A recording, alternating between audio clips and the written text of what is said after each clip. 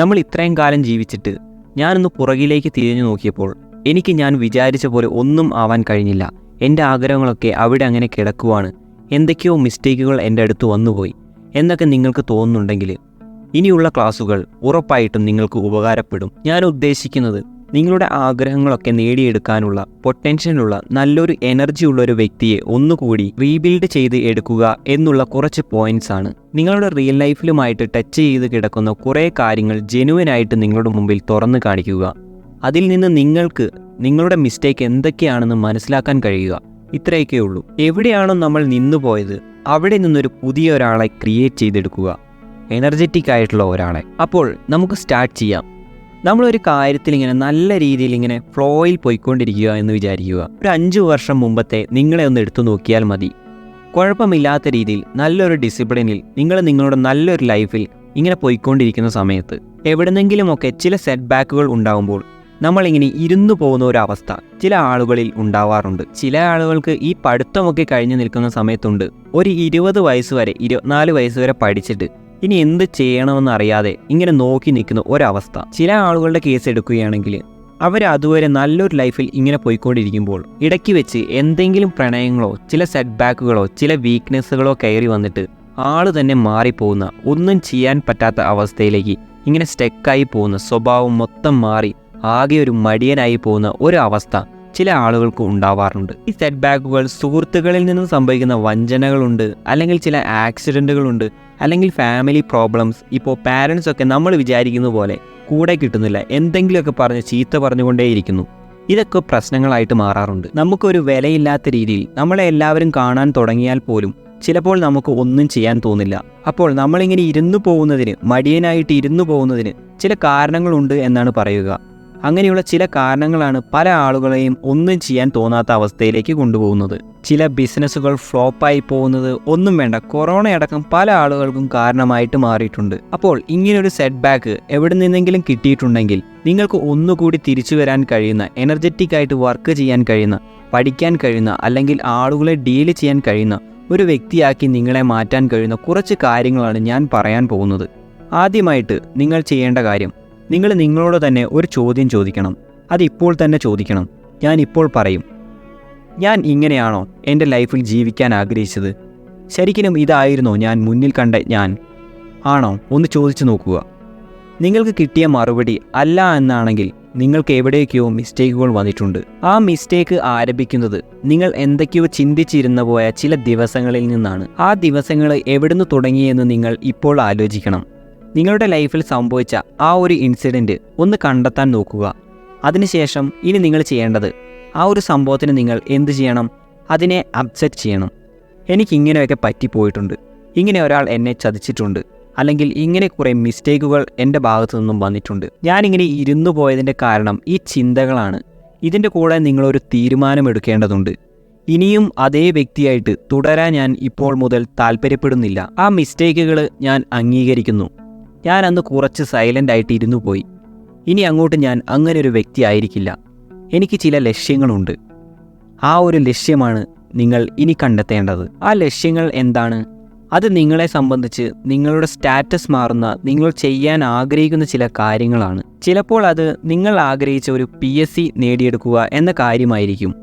ചിലപ്പോൾ എന്തെങ്കിലും ബിസിനസ് കണ്ടെത്തി അതിൻ്റെ മുകളിലിരുന്ന് വർക്ക് ചെയ്ത് നല്ലൊരു ആഗ്രഹിക്കുന്ന ക്യാഷ് ഉണ്ടാക്കി സെറ്റിലാവുക എന്ന കാര്യമായിരിക്കും. ചിലപ്പോൾ നിങ്ങളുടെ പാഷൻ്റെ മുകളിൽ വർക്ക് ചെയ്ത് 4 ആൾ അറിഞ്ഞ ഒരു വ്യക്തിയായി ജീവിക്കാൻ നോക്കുന്ന കാര്യമായിരിക്കാം. ആ പാഷൻ വലിയൊരു ഇൻകം സോഴ്സായിട്ട് മാറുന്ന കാര്യമായിരിക്കാം.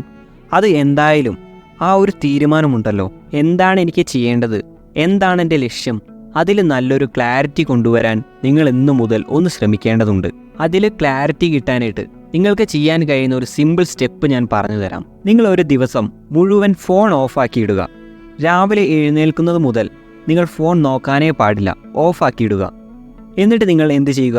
24 മണിക്കൂർ അവിടെ ജീവിക്കുക ഫോണില്ലാതെ. നിങ്ങൾ രാവിലെ ഒരു 6:30 അല്ലെങ്കിൽ 7 മണിയാകുമ്പോൾ ഫോണില്ലാതെ എഴുന്നേൽക്കുന്നു.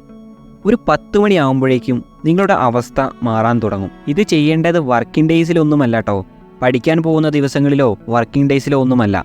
നിങ്ങൾക്ക് നിങ്ങളിലേക്ക് സമയം കിട്ടാൻ സാധ്യതയുള്ള ഏതെങ്കിലും ഒരു ദിവസം ഉച്ചയാവുമ്പോഴേക്കും നിങ്ങൾക്ക് മനസ്സിലാവും എവിടെയാണ് എൻ്റെ മിസ്റ്റേക്ക്. ചിലപ്പോൾ രാത്രിയാവുമ്പോഴായിരിക്കും നിങ്ങൾക്ക് മനസ്സിലാവുക എനിക്കിങ്ങനെ പോയാൽ പോരാ, ഞാൻ എന്തൊക്കെയോ ഒരു എൻ്റർടൈൻ പ്ലാറ്റ്ഫോമിൻ്റെ കൂടെ ഇങ്ങനെ പോവുകയാണ്, ആളുകളുടെ കൂടെ അവരുടെ ഇഷ്ടത്തിനനുസരിച്ച് വാട്സപ്പിൻ്റെ കൂടെ ഫേസ്ബുക്കിൻ്റെ കൂടെ ഇതിൻ്റെയൊക്കെ ആവശ്യമുണ്ടോ എന്നിങ്ങനെ തോന്നുന്ന ഒരു കുറച്ച് മണിക്കൂറുകൾ വരാനുണ്ട്. എന്താണ് എൻ്റെ ലൈഫ് കൊണ്ട് എനിക്ക് ചെയ്യാനുള്ളത് എന്ന തിരിച്ചറിവ്. ഇങ്ങനെയുള്ള മണിക്കൂറുകൾ വേറെ ആരും നമുക്ക് ലൈഫിൽ കൊണ്ടുതരാനൊന്നും പോകുന്നില്ല, നമ്മൾ തന്നെ കണ്ടെത്തണം. ഒരു ദിവസം ഇങ്ങനെയൊന്ന് മാറിയിരുന്നു ഒന്ന് ആലോചിച്ച് നോക്കുക. എന്താണ് എനിക്ക് നേടാനുള്ളത്? എന്താണ് എൻ്റെ ലക്ഷ്യം? എനിക്ക് സ്റ്റാറ്റസ് കിട്ടാൻ കാരണമാവുന്ന ചില കാര്യങ്ങൾ എന്തൊക്കെയാണ്? എൻ്റെ പാഷൻ എന്താണ് എന്നൊക്കെ ഒന്ന് ആലോചിച്ച് നോക്കുക. ഇതിലൊരു ക്ലാരിറ്റി കൊണ്ടുവരിക എന്നുള്ളതാണ് നിങ്ങൾ ആദ്യം ചെയ്യേണ്ട കാര്യം. നിങ്ങൾക്ക് കിട്ടിയിട്ടുള്ള, നിങ്ങളുടെ ലൈഫിൽ കിട്ടിയിട്ടുള്ള അടികളും സെറ്റ് ബാക്കുകളും പ്രശ്നങ്ങളും പ്രയാസങ്ങളും ഒക്കെ മറന്നിട്ട് വേണം നിങ്ങൾ ഇത് ചെയ്യാൻ. ഇതുപോലെ ഒന്ന് ഡിഫറൻ്റ് ആയിട്ട് ചിന്തിച്ചു നോക്കാൻ. അതിലൊരു ക്ലാരിറ്റി വരുമ്പോൾ നിങ്ങൾ അത് എവിടെയെങ്കിലും എഴുതി വെക്കണം. അത് നിങ്ങളുടെ ലക്ഷ്യമാക്കി മാറ്റണം. എനിക്ക് എന്താണ് വേണ്ടത് എന്നുള്ള കാര്യത്തിൽ ഇതുപോലൊരു തീരുമാനം നിങ്ങൾക്ക് എടുക്കാൻ കഴിഞ്ഞാൽ അത് വന്നല്ലോ. ഇനി അടുത്തത് നിങ്ങൾ ചെയ്യേണ്ടത്, ഇത് രണ്ടാമത്തെ സ്റ്റെപ്പാണ് കേട്ടോ. ഇന്ന് രാത്രി ഞാൻ ഉറങ്ങുന്നതിന് മുമ്പ്, ഇന്ന് രാത്രി 10 മണിക്കോ 11 മണിക്കോ ഞാൻ ഉറങ്ങും. ഇതിനു മുമ്പ് ഈ ലക്ഷ്യത്തിന് വേണ്ടി ഒരു അരമണിക്കൂറെങ്കിലും, അറ്റ്ലീസ്റ്റ് അരമണിക്കൂറെങ്കിലും ഞാൻ എന്തെങ്കിലും ഒന്ന് ചെയ്തോ എന്ന് നിങ്ങൾ ആലോചിച്ച് നോക്കണം. ഡെയിലി ഉറങ്ങുന്നതിന് മുമ്പ് അത് ചെയ്തില്ലെങ്കിൽ നിങ്ങൾ എന്തായാലും ചെയ്തിട്ടേ ഉറങ്ങാവൂ. ഒരു സാമ്പിൾ കാണിക്കാം. PSCയിൽ ഇങ്ങനെ ഒരു ജോലി നേടാനാണ് എൻ്റെ ആഗ്രഹം. ഓക്കെ, ഇന്ന് നിങ്ങൾ പല കാര്യങ്ങളിലും ബിസി ആയിരുന്നു എന്ന് വിചാരിക്കുക. ഉറങ്ങാൻ നേരമാണ് നിങ്ങൾക്ക് തോന്നുന്നത്, അയ്യോ ഞാൻ ഇന്ന് PSC ഒന്നും നോക്കിയില്ലല്ലോ. അപ്പോൾ തന്നെ നിങ്ങൾ എന്ത് ചെയ്യണമെന്നറിയോ? മിനിമം ഒരു അരമണിക്കൂറെങ്കിലും PSC നോക്കിയിട്ടേ കിടക്കാവൂ. നിങ്ങൾ കണ്ടെത്തിയ ലക്ഷ്യം എന്താണെങ്കിലും, ബിസിനസ് ആണെങ്കിലും പാഷൻ ആണെങ്കിലും മാർക്ക് നേടുന്ന കാര്യമാണെങ്കിലും, ഇന്ന് ഉറങ്ങുന്നതിന് മുൻപ് നിങ്ങൾ അതിനുവേണ്ടി എന്തെങ്കിലും ഒന്ന് ചെയ്തിരിക്കണം. എത്ര സമയം എന്നുള്ള കാര്യത്തിൽ നമുക്കൊന്നും പറയാൻ കഴിയില്ല. അത് നിങ്ങൾ എത്ര സമയം കൂട്ടി ചെയ്യുന്നോ അതിനനുസരിച്ച് നിങ്ങൾ പെട്ടെന്ന് വളരും. ആ കാര്യത്തിൽ നിങ്ങൾ ആ ചെയ്യുന്ന വർക്ക് എന്തു തന്നെയാണെങ്കിലും അതിനുവേണ്ടി ഒരു 3-4 മണിക്കൂർ ഡെയിലി നിങ്ങൾ മാറ്റിവെക്കാൻ നോക്കുക. രാവിലെ എഴുന്നേൽക്കുന്ന സമയത്തും അതുപോലെ രാത്രിയിൽ ഉറങ്ങുന്നതിന് മുൻപുമൊക്കെ ഡെയിലി അതിനുവേണ്ടി എന്തെങ്കിലുമൊക്കെ ചെയ്യാൻ നോക്കുക. നമ്മൾ വലിയ സക്സസ് ഒക്കെ നേടുന്ന ആളുകളോട് അവരോട് ചോദിച്ചു കഴിഞ്ഞാൽ അവരത് പറയും.